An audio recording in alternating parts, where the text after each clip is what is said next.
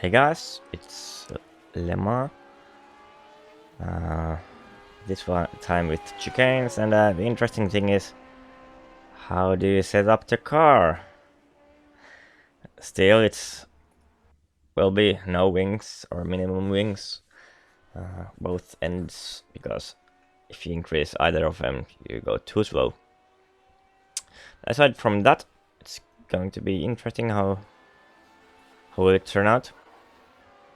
Do you have to raise your ride heights up to get that 300 plus kph on the straights, or can you go with the downforce and get the time in the corners? If I sound a bit tired, I probably am. I'm drinking my coffee, and I have my setup from yesterday, which I very roughly put it together, and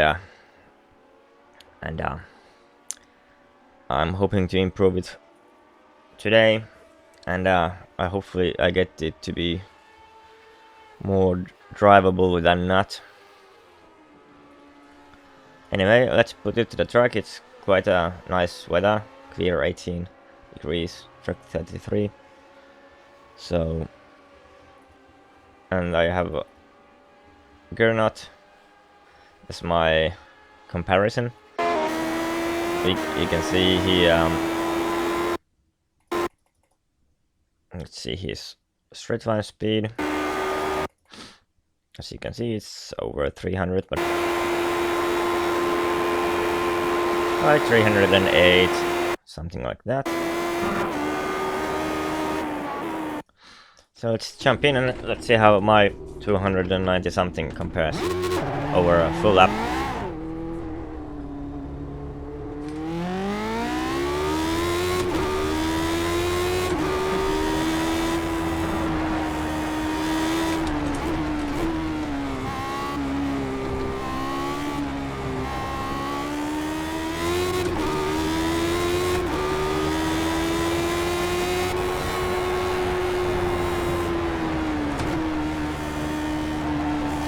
Just taking it very carefully on the outlap. With very little downforce and cold tires, the car is not very fun to drive.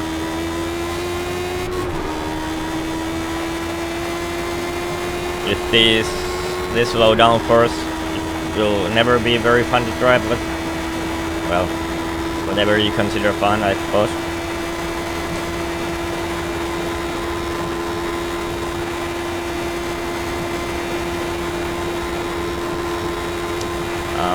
I'll lose a lot of time in the straights, but something I will get back in the braking zones and in the S's, Porsche S's, and some other corners. And my top speed will improve a little. I'll be 295 or something when I get up to speed with warmer tires.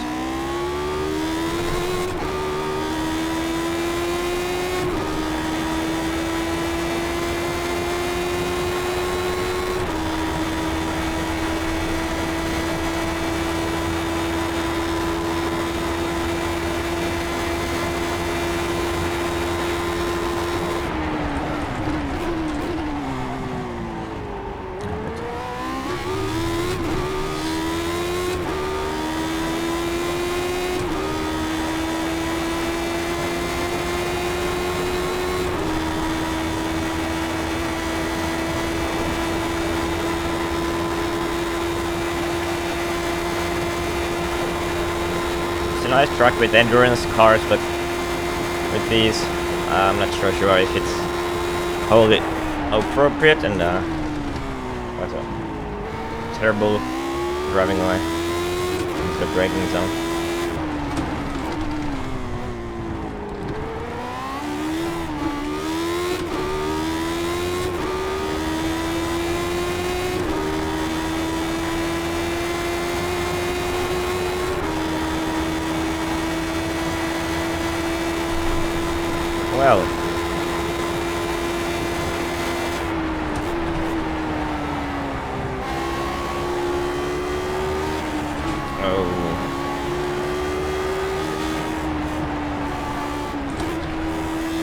handling with no wings is quite hard to get right, because usually you use wings to balance the aerodynamics. That's what they do mostly. But as we have no wings, or as little as possible,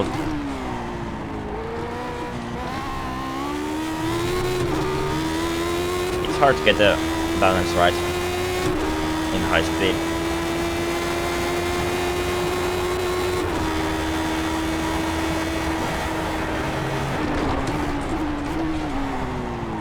Oh no.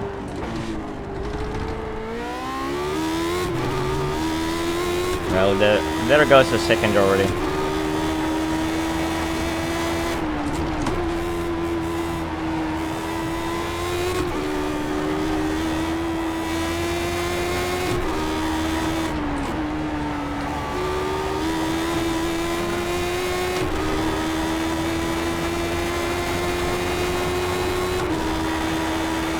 So I aim to get into the 337s. I think I did that yesterday, but it was a bit different weather.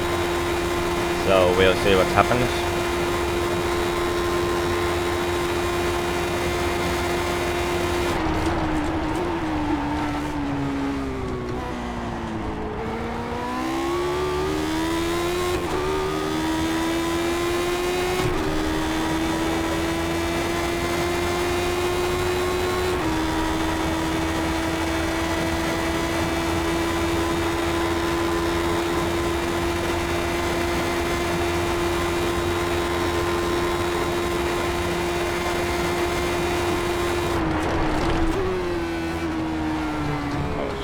Bit early on the brakes, maybe.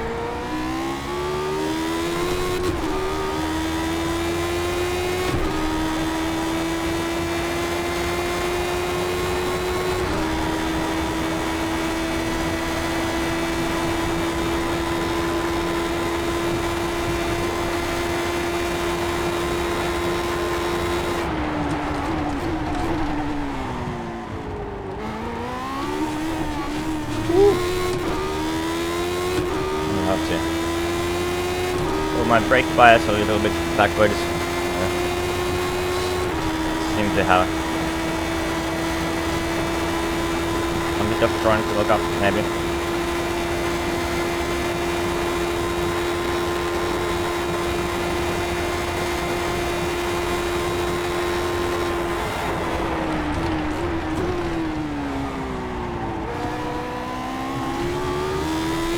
That's a very nice braking zone. And extremely hard to get right.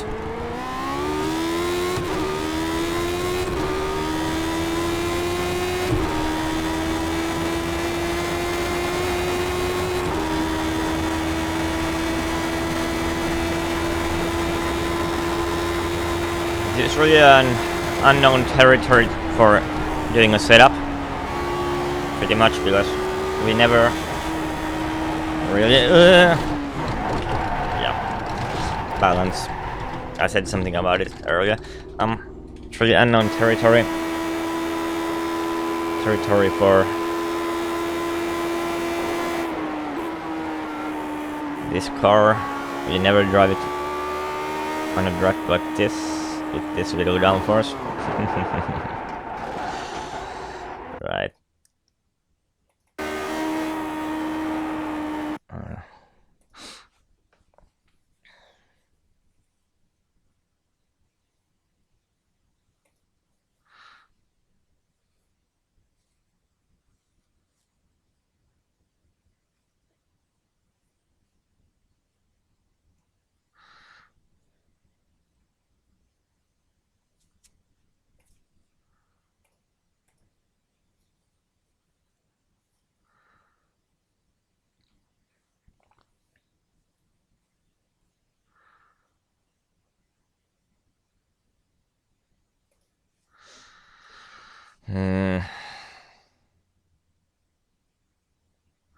I'll just stiffen the front a bit, maybe that helps.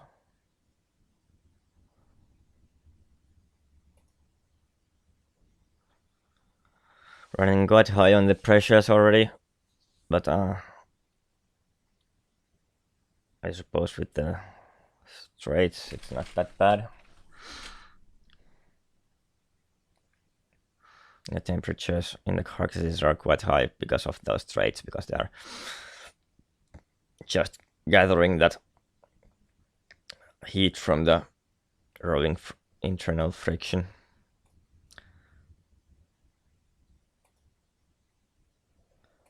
Okay, now, so just a small change. Let's see if it's nice to drive now. You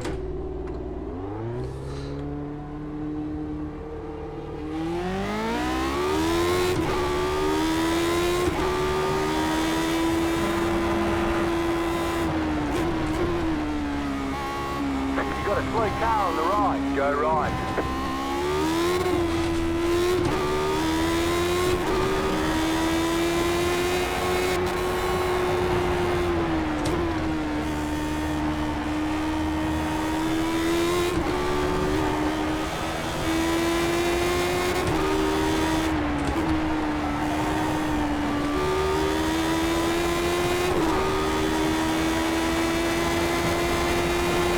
It's a very nice track in the sense that I can drink my coffee. No problem.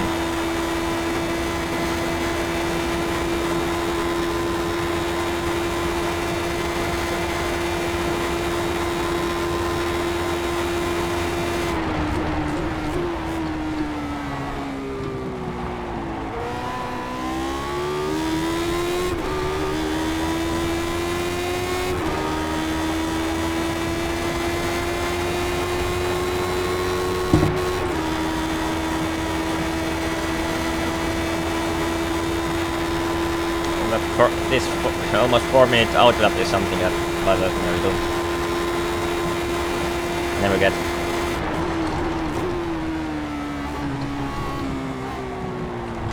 Takes such a while to get really going, and then you make a mistake, you have to take the outlap again. And, well, so easy track to make mistakes as well. Very difficult braking zones. Balance is a difficult thing in the S's.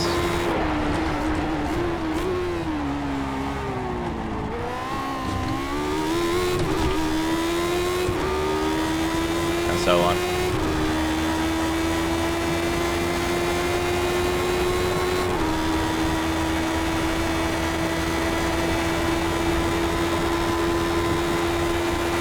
I suppose it's possible to make a good setup here, but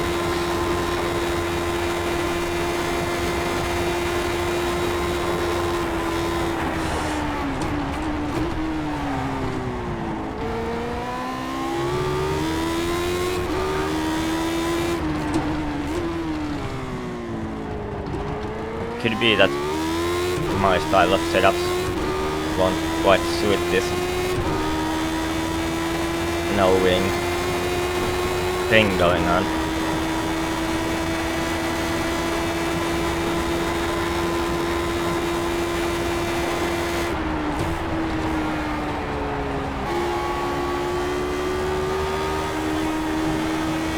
At least now this seems a bit easier. Ooh. Be smooth though, and a bit careful and thorough.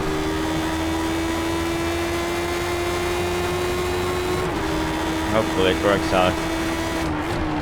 It's hot tires as well. I haven't run a race stint with this car, but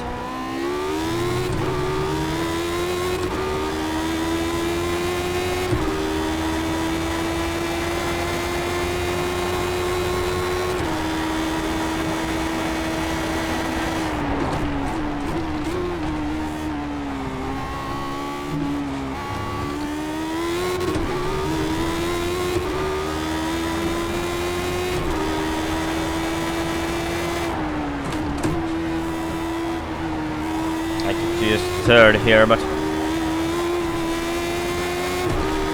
just used it second for some reason. Oh, such a terrible exit. difficult one to get right. Because you want to put your all your poker chips on the exit.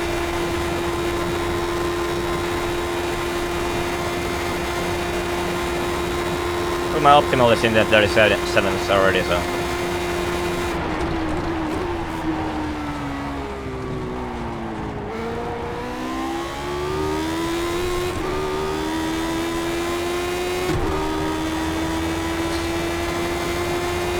Hopefully I won't make big mistakes on the end of the lap.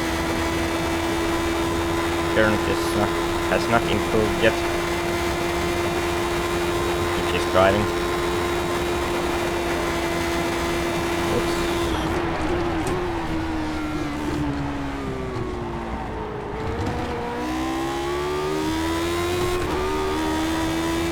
Maybe my brake bias is now a bit too backwards. I'm letting to slide a little on the brakes. I'll see.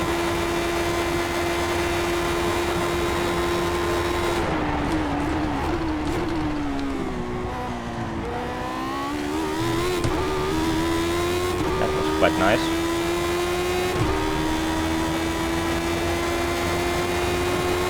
Also, don't run in the center of the track. It's the track or road, as I should say, it's ground, so the middle of the track is higher than other parts of the track, so water would run off the road, and you don't want to run on the ground because it's your bottom you're putting on it. And well, if you're running through the right heights, I suppose it doesn't matter much, but normally it would drag you down a lot, and you will lose speed.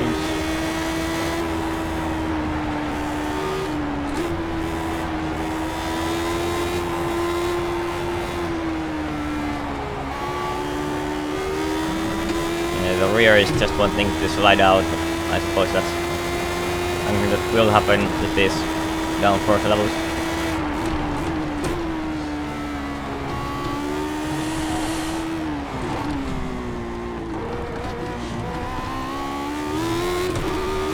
Let's see now. And I'm almost on the 36s.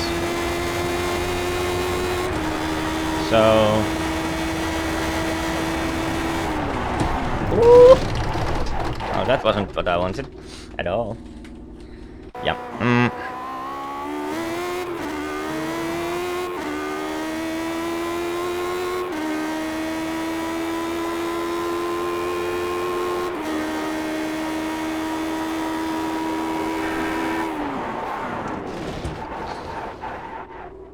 Probably still need a bit more understeer. Or less oversteer in high speed. But I got I suppose, a decent lap. Let's see who else is in track. No, Garnet is not in track anymore. Oh, he's not in a session. Okay. No worries. I'll just jump into Atos. Let me see.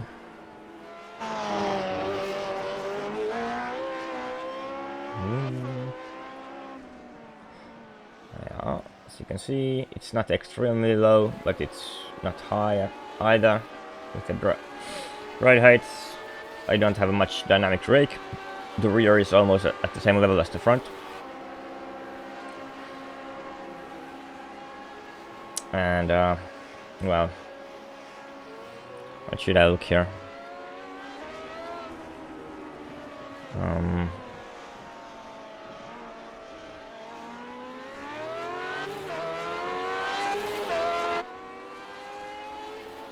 Right, braking zones. Let's see now.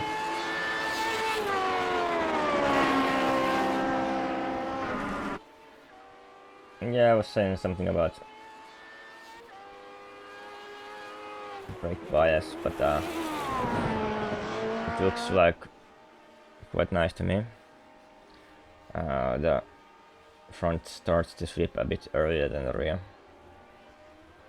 Actually, here's some front partial lockup going on.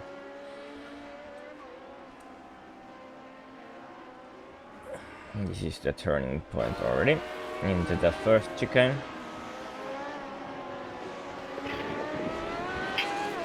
See the second or third. No, that's not third. This is second.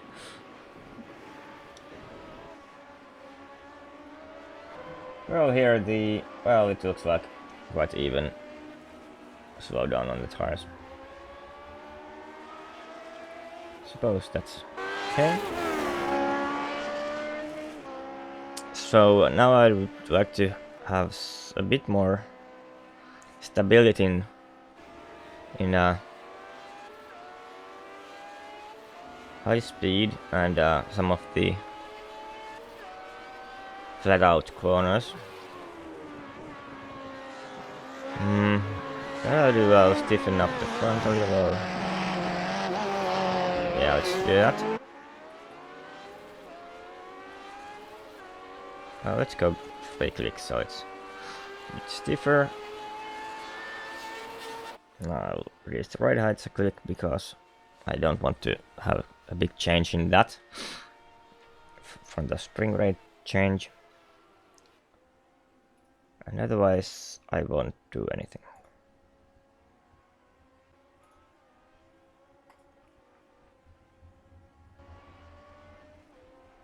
So let me see if I can get out up again. How much did I have fuel? 25 liters? Well, I suppose that's enough.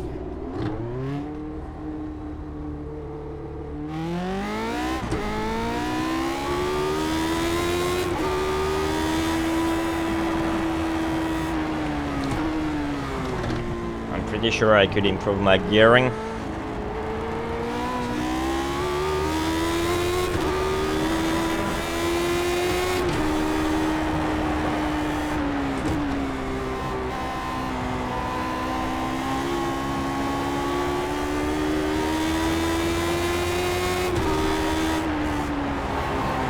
Oops.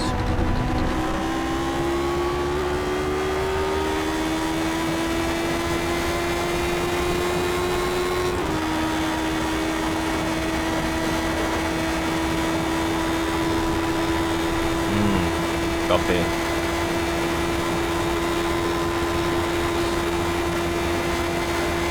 So, what I have been talking about all the time is the downforce and straight line speed. So how it works is that because we can't reduce the wings anymore, the only way to, and we can't take any bits of the car off, so the only way to reduce downforce and increase top speed is running higher ride heights, which is done only here and on some ovals like Indianapolis if you drive this car there. So what you do is you lift the car up so high that you lose major part of the downforce of the underbody. And as you do that, you also lose drag when you increase your top speed. But you always want to take the wings off first until you touch the ride heights, because increasing ride heights has a lot of negative effects on the car handling. Your center of mass goes higher, which, as we all know, you want to have it as low as possible for racing cars, because, well, the higher it is, the more load transfer you have in corner stick, which slow you down.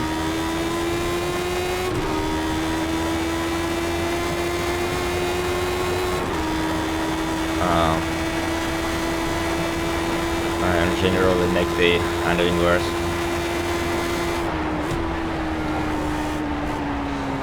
So take the wings off first, and if you need, then touch the ride heights or increase them to ridiculous levels like we saw here last time.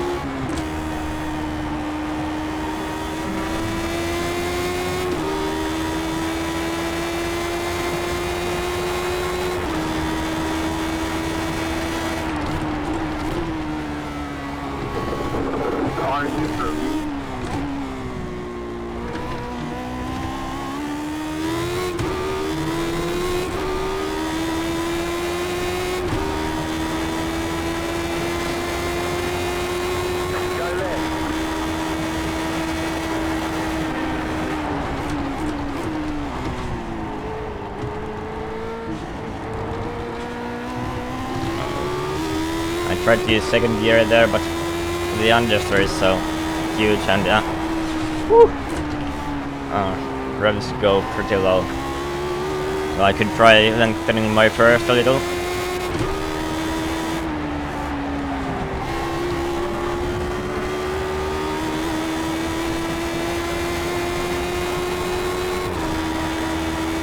And leave the second gear to other corners.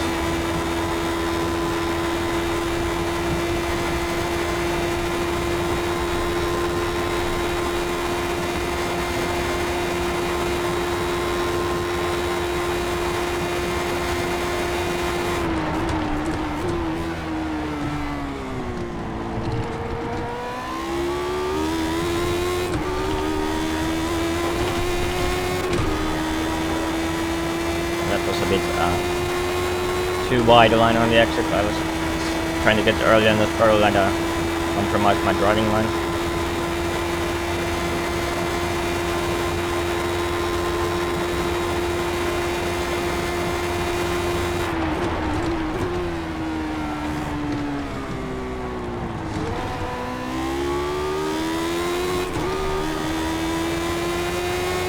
The handling seems fine for the first lap. Not anything terrible going on, at least in its game.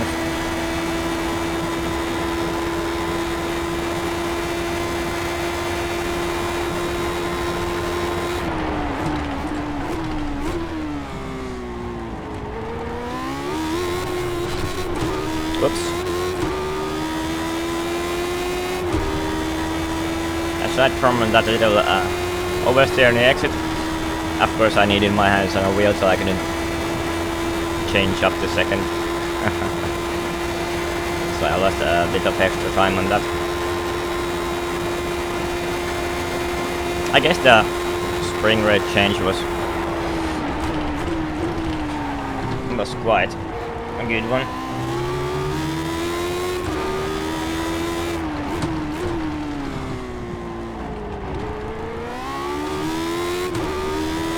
I have to see if I need to increase it more, or is it just fine now? My aim is now in the... oops. Again, a bit of a mischief. Aiming is in the 36s, although I suppose...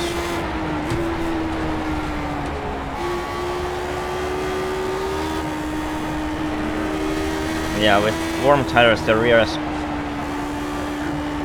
grip is a bit worse.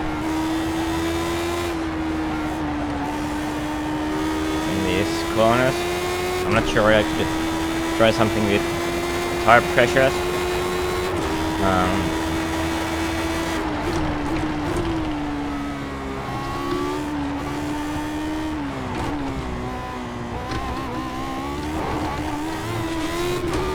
Oh, we need a 36 is good.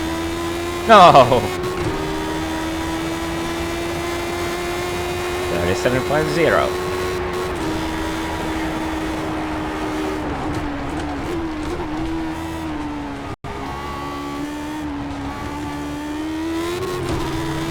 Yeah, the rear tires don't seem to like hitting ups.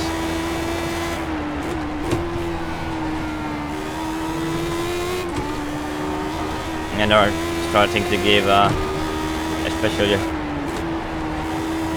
high speed oversteer. so I may need to adjust the springs more or try something with the tire pressures. Two options I could try.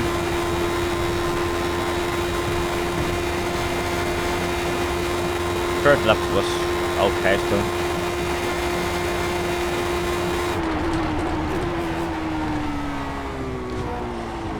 A bit too late on the brakes there.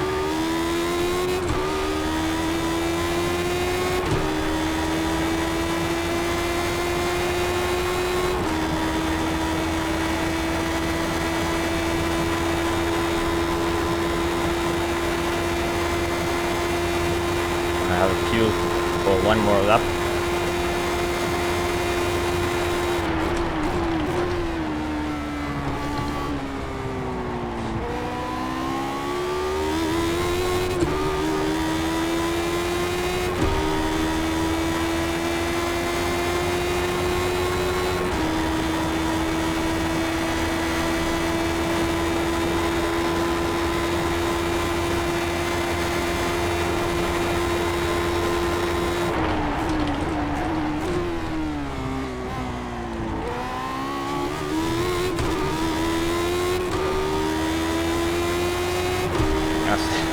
Much better exit than that clumsy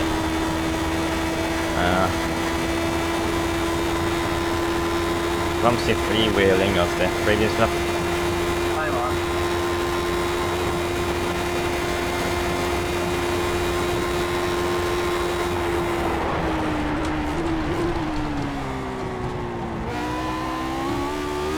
That was very good.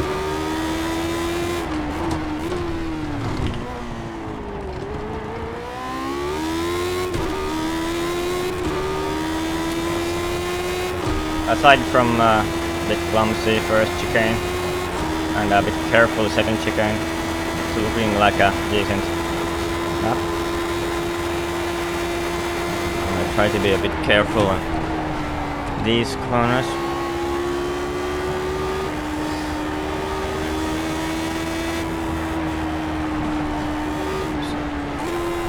Just careful with the throttle inputs.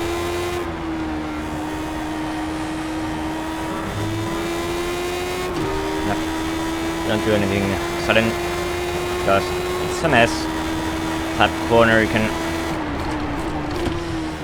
transition very smoothly from one part to the other.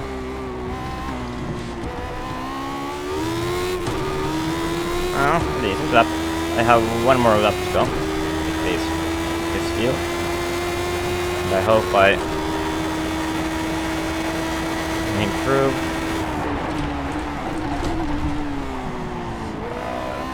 Not a very good entry. The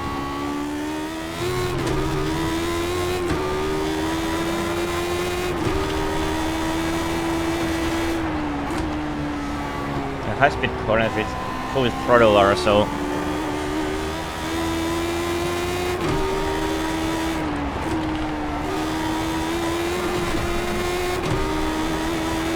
yeah, I suppose I'll quit this lap.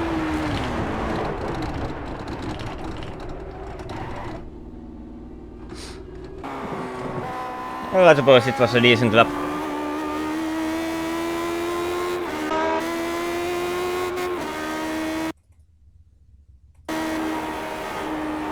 As you can see, I was just taking it carefully because it's so easy to lose the car going into the braking zone.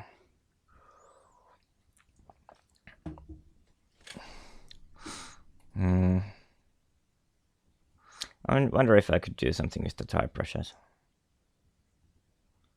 The problem is with iRacing, I don't really know where to go with those because it's not obvious how the iRacing tires work. Basically, I should just try to change them a couple of clicks and hope it helps. If it doesn't, go the other way a couple of clicks. Hi guys. Hi.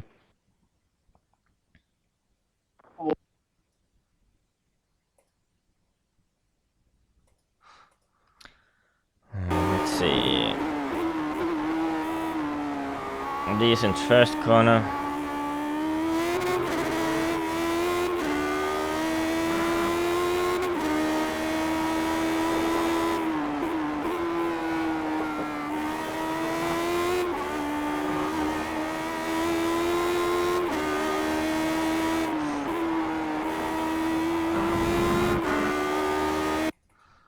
The early corners were quite fine. I think this was the troublesome corner.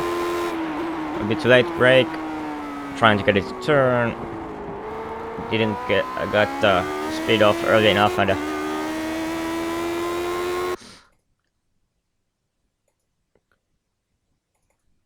as you can see, I can turn into the corners, but I couldn't bleed off the speed early enough, so I went wide in this apex or this exit, too much to the right, and I'm turning here way too much. I should be on the throttle and aiming for the straight. Luckily the track is quite forgiving in that exit, it's plenty of room. Although it's quite bumpy on the outside of the track. And here I was very careful. Getting off that speed easily. And back on the throttle.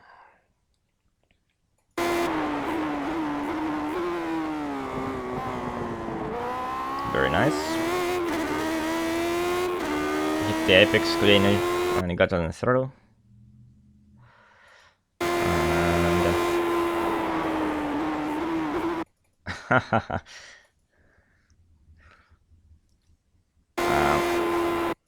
And you could take this part flat out, but there's really no reason. You're just going to the braking zone, and it's only 100th of a second here or there. This is an interesting part. If you look at my throttle input, you can see I'm pretty nervous going into here, and as I go on the brake, I still have my throttle on for a little while. That was not really a conscious thing to do. It's so easy to be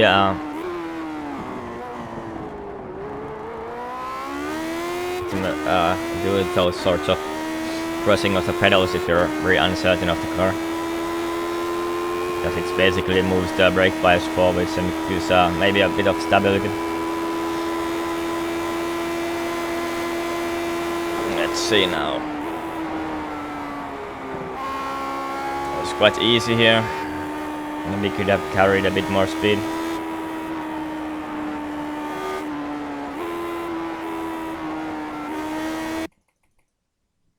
As you can see, I'm not really using my brakes at all. I'm just modulating my throttle. Well, that was a little bit of stab of brake, but that wasn't conscious also. I was a bit late on the throttle, but it's really I always have a bit of a trouble hitting that apex. It's so surprising when it comes up. You have to turn in a bit blindly into it. I hope you find it.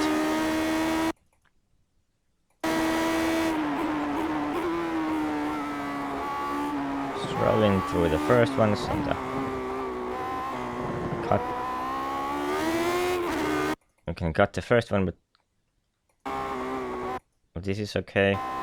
And you don't want to go to the sausages, even though we Finns love sausages, but not these ones. It's good to keep the car on the flat side of the curb, so you can go on the throttle easier without bouncing around. Oh, that was a decent lap. A few tenths easy to make up for. Let's see, my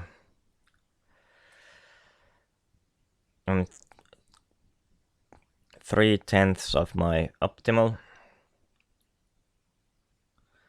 So I know I can improve at least that much. But now let me see. I'll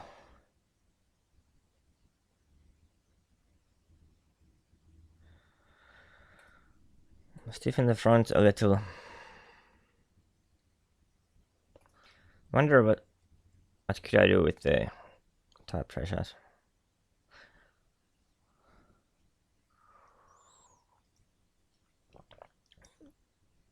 These tires are pretty hot. All the straights make the tires turn a bit of a jelly, so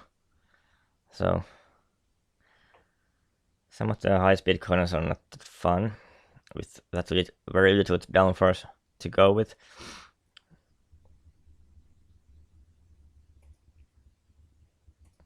Well, actually, as we can see, if you go back to the lap, check these high-speed corners, these S's on the. As you can see, there's quite a lot of slip angle going on in these corners. This is actually this chase camera. The camera follows the trajectory of the car, but the car, of course, doesn't. So you can see the slip angle, the vehicle slip angle with your own eyes. So more sideways the car is, more slip angle there is.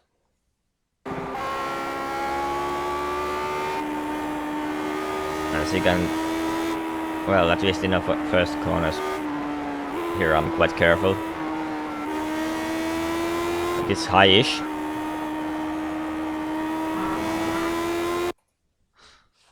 So we can check the telemetry and see. I think I have a vehicle slip angle here somewhere. Slip angle vehicle, here you go.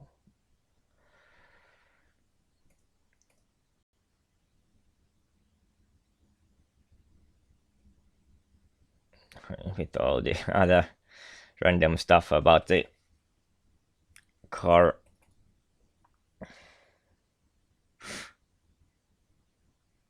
Okay, let's find that corner. It's here.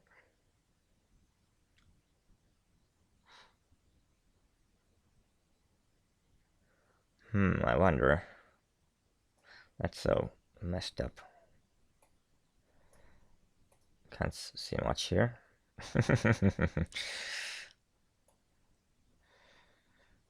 So let's make a new one. Waveform display, parameters, slip angle, vehicle.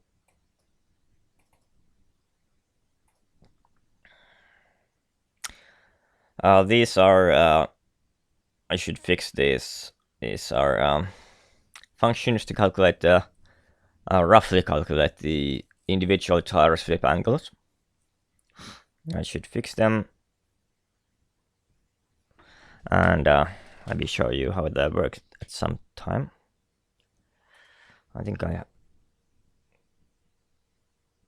actually I could check them out at this point. I think so this is a function editor where you can build your own functions. As you can see, I have a bunch of my own stuff that are quite random stuff, that some of them are not used for much.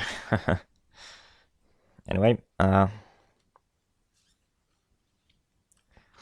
take left front one, so you can see what does it do.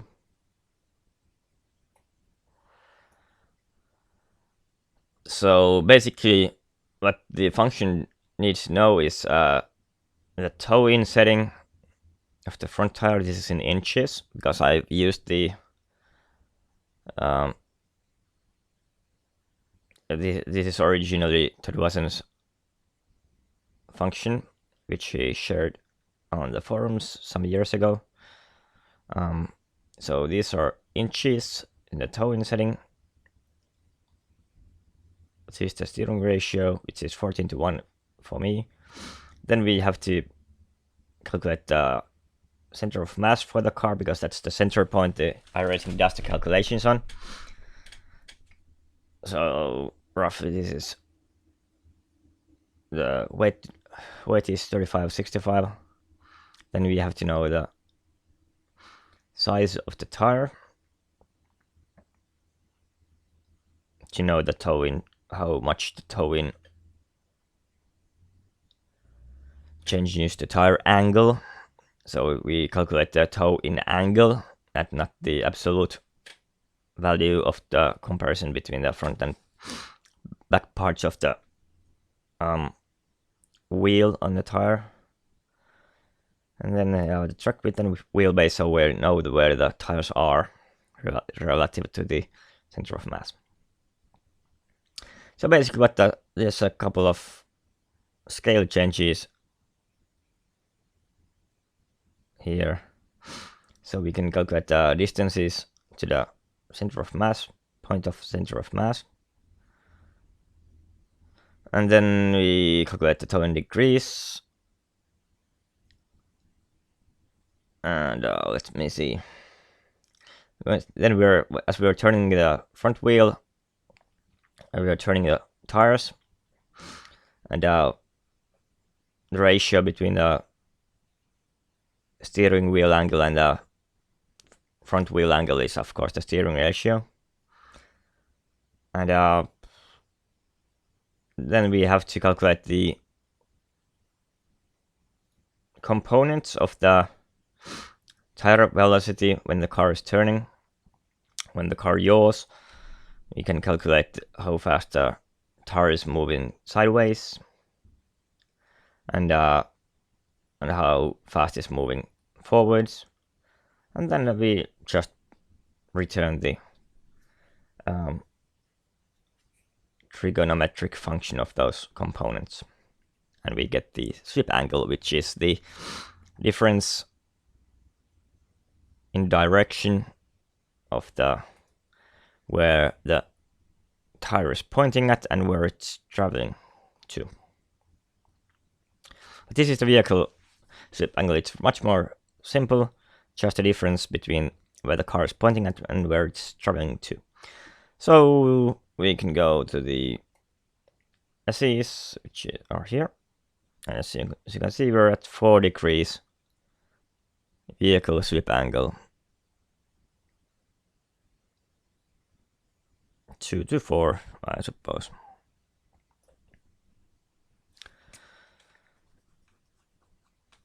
Well, that's that. A bit of a digression, but you can skip over that if you're not interested. Anyway, back to the car. I suppose I should be driving and improving the car. I increase the spring rate. 1 click, it's not much. I'll lengthen the first gear as well, because it kinda runs out in some of the exits.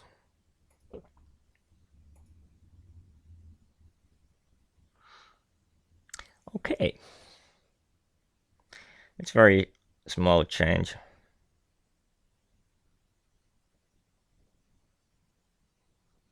I wonder if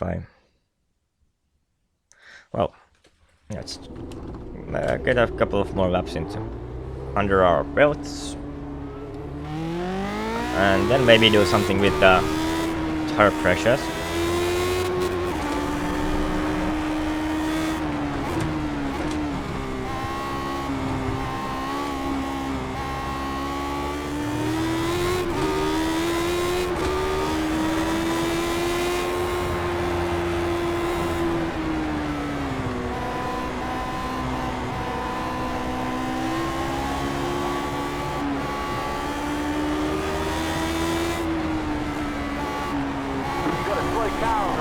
Go left. Cold tires. Corner where you want to put your right foot down on the rightmost pedal.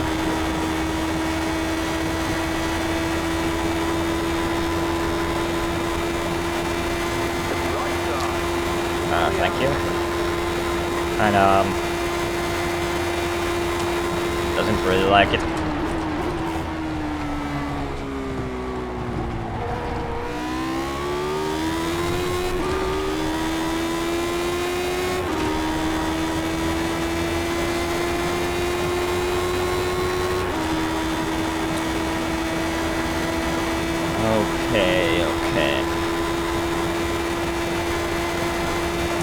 If I could make it to 35, maybe not in this session, but otherwise in comparable weather, I would be very happy.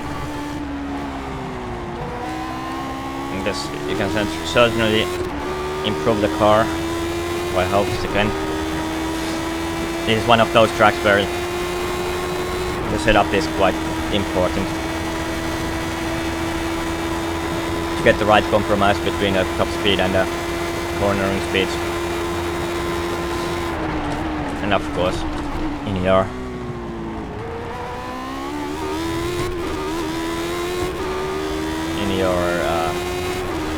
confidence on the car.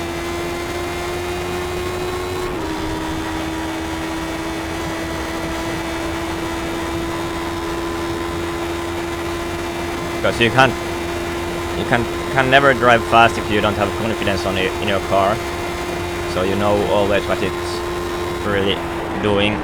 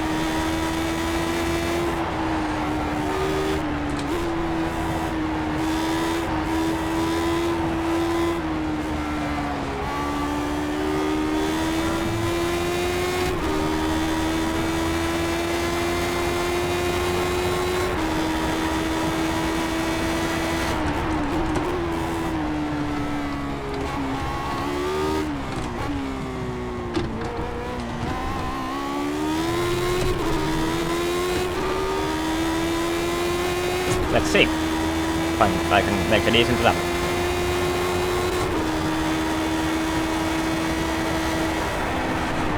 Woo.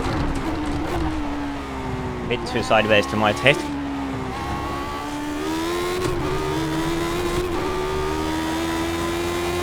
Still quite unstable in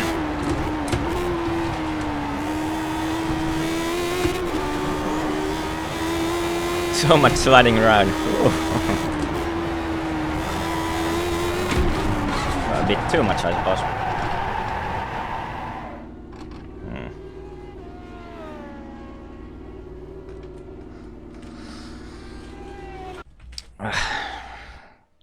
I was trying to be too fast. Okay, what should I do with the tires?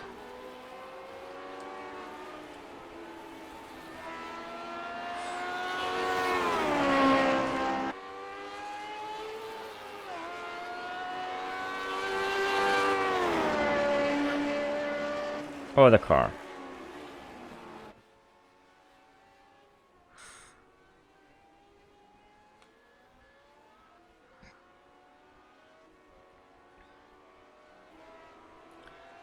Well, actually, I'll try just a bit softer rear anti-roll bar. If I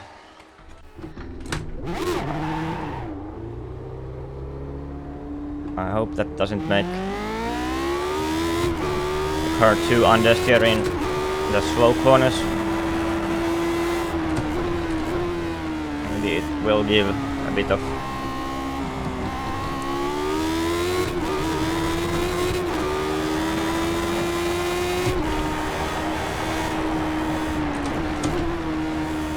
confidence when I'm trying to get the power down.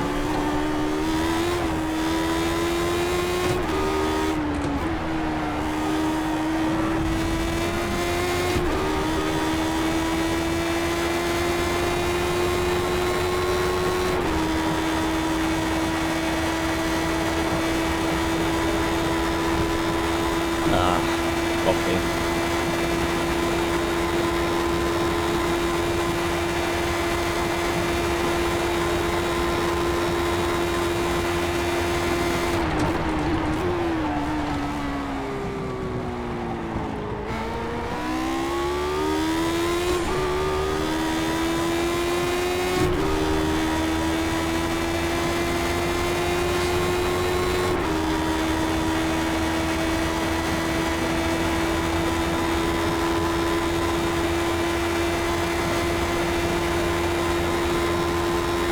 I try to again keep my right foot in order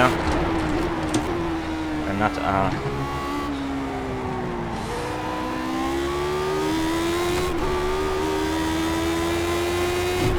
use it unnecessarily in the braking zones or corner entries. But try to keep this clean and my feet separate.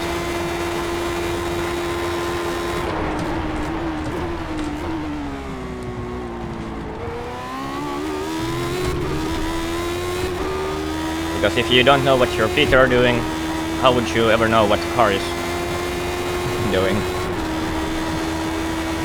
It's easy to know what your arms are doing because you can see the steering wheel in front of you.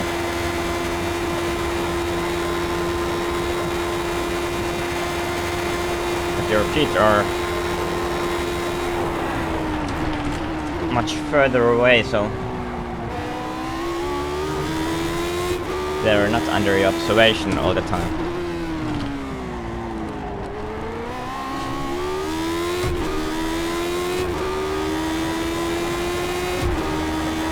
And I suppose people are more used to work with their hands, so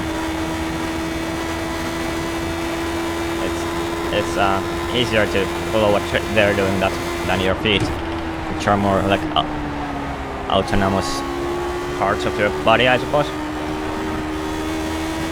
We do a lot of things with our feet which we don't think about, like when we're walking or moving around.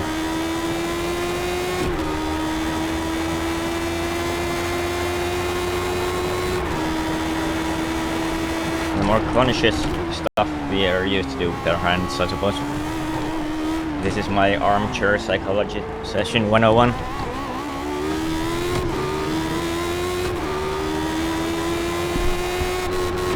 Oops.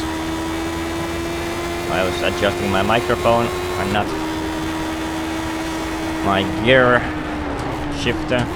Got a slow car on the right. Can't stop on the right. Sliding around.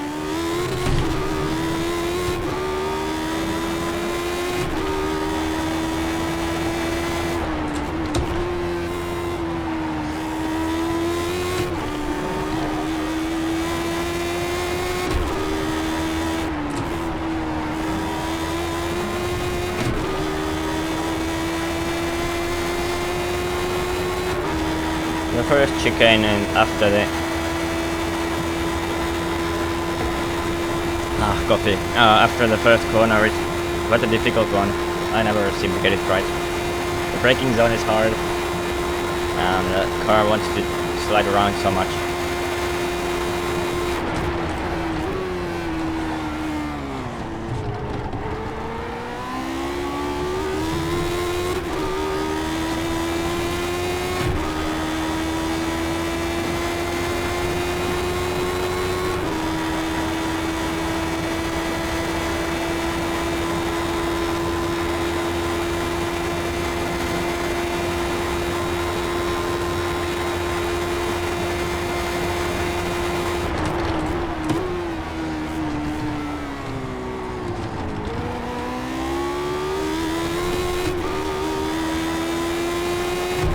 Too bad.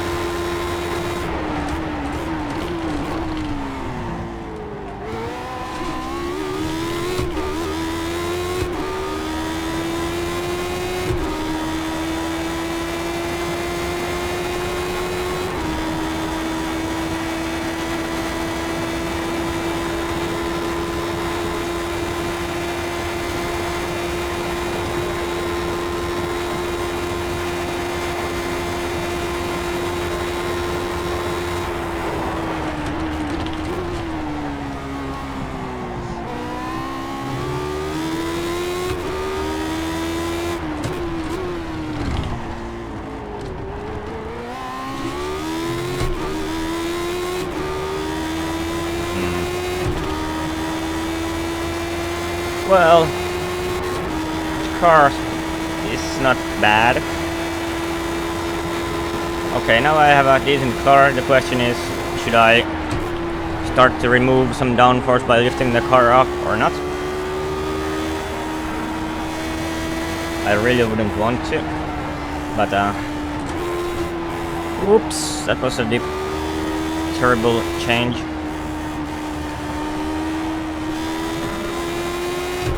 Lost a tenth here or something.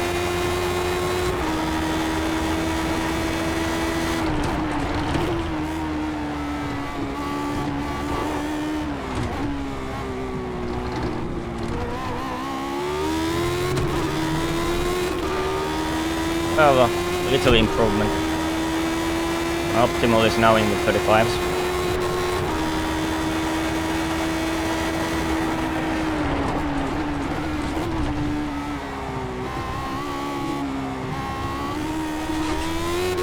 Well, better than the last time by.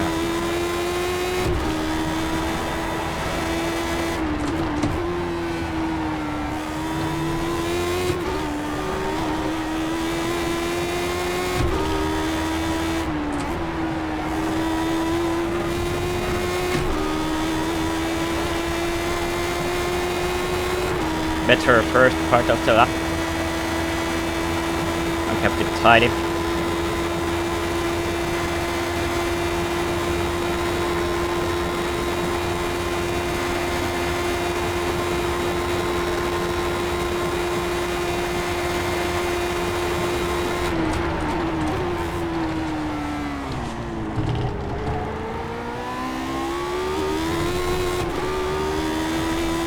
Try to be a bit more aggressive on the braking. I suppose it worked.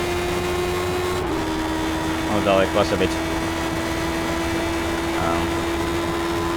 felt a bit difficult.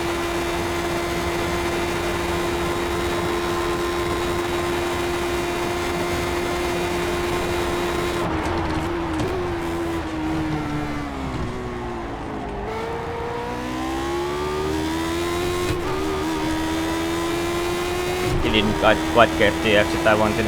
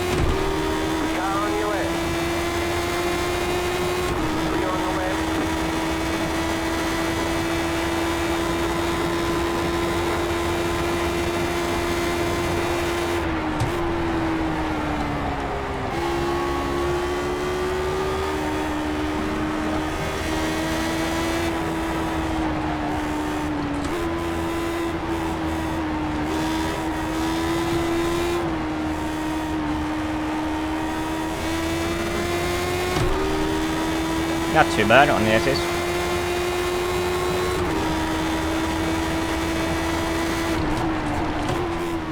Oh, too fast. And terrible entry, so there goes my lap. I have still one more lap to go, and I carried my terrible start to the lap with me.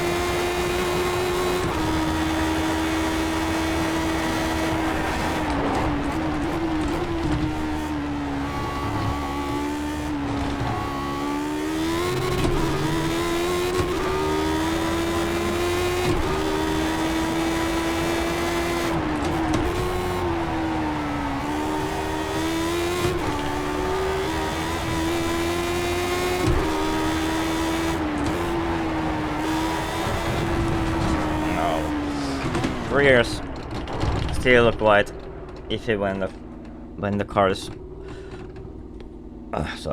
when the tires warm up. It gets worse and worse.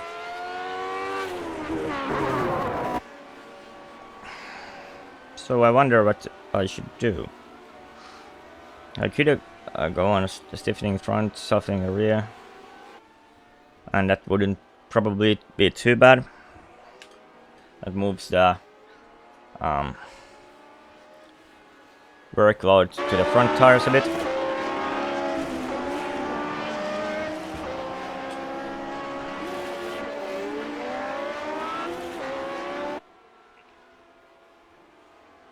I dropped the tire pressure of the rear down a bit, just to test it out. And I'll soften the rear a bit as well. And I lift it up a bit because I don't want to mess with my ride heights too much. Well, the session is ending, but I still can try.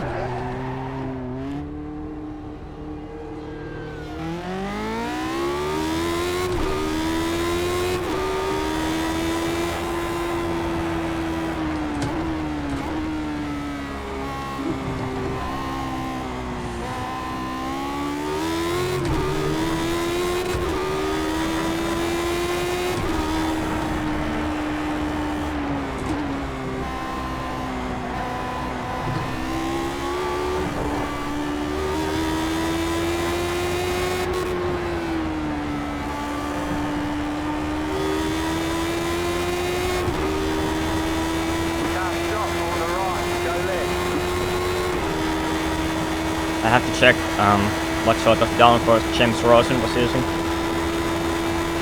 because I have a hunch many people still use the last season's extremely low downforce, high ride heights, and maybe just as fast or faster.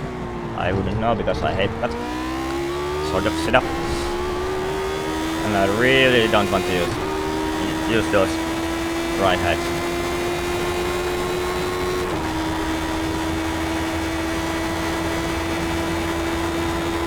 Of course, you can make a neat compromise by just lifting the car only a little.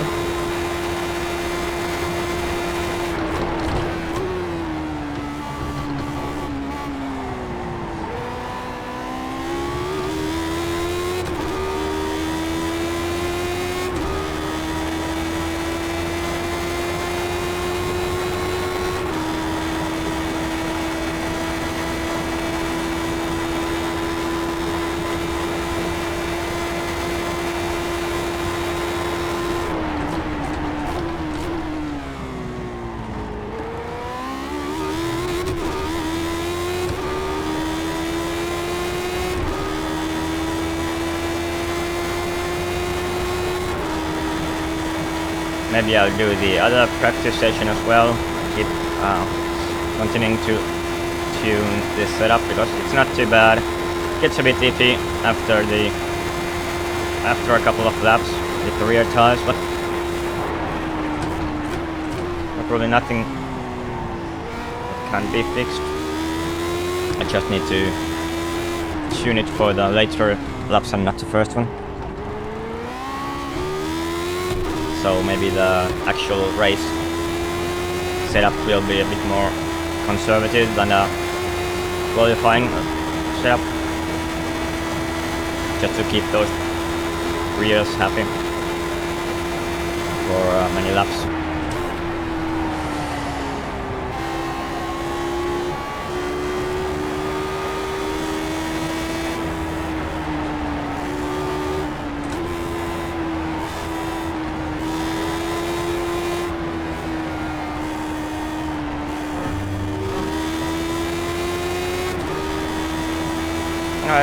Maybe I'll still get a lap time.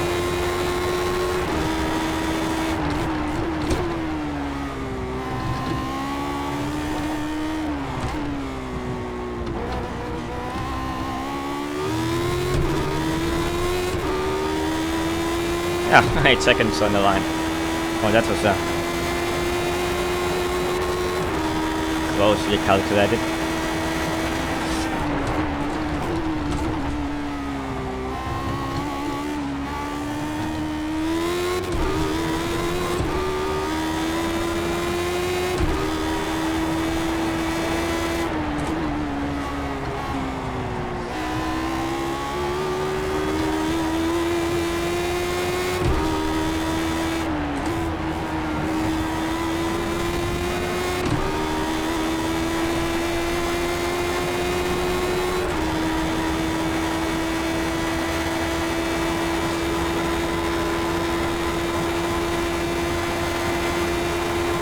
Yeah, the session will let me finish this lap and I hope I can get a decent lap time.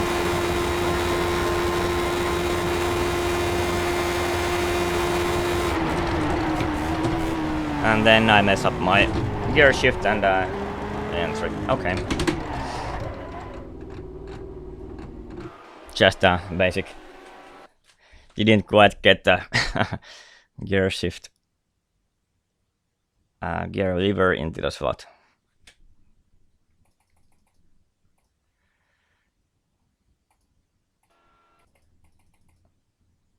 Missing. Stuck in neutral.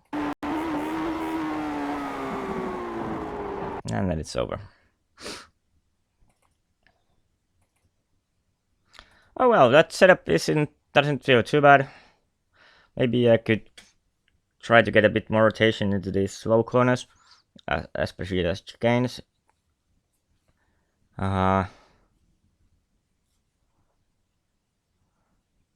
And hopefully the rear tires aren't too mad at me in the faster corners when they warm up.